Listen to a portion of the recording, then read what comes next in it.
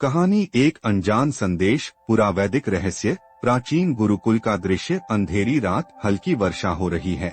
एक युवा ऋषि शिष्य वरुण अपने कक्ष में ताड़पत्रों का अध्ययन कर रहा है। तभी दीपक की लौ अचानक तेज होकर मंद पड़ने लगती है।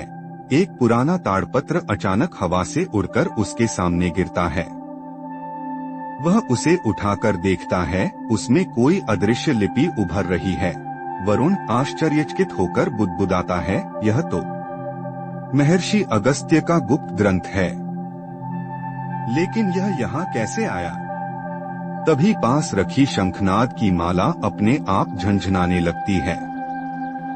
कमरे में एक दिव्य आभा प्रकट होती है और एक गंभीर गूंजती हुई आवाज आती है। अनजान आवाज, तुम्हारी साधना पूर्ण हुई, लेकिन तुम्हें सत्य जानना होगा।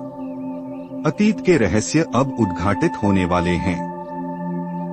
वरुण स्तब्ध रह जाता है। वह ताड़पत्र को ध्यान से देखने लगता है। अचानक उसमें से एक दिव्य आभा निकलती है और उसकी आंखों के सामने एक रहस्यमय दृश्य प्रकट होता है। उसका चेतन बाहर चला जाता है और वह देखता है हजारों वर्ष पहले की एक भव्य सभा, जहां देवगण और महर्षिगण किसी गूढ़ रहस्य पर विचार कर रहे हैं। वरुण हैरान होकर, यह तो वेदों से भी पूर्व का ज्ञान है। तभी अचानक आकाशवाणी की गूंज तेज हो जाती है और ताड़पत्र उसके हाथ से छूटकर जल उठता है।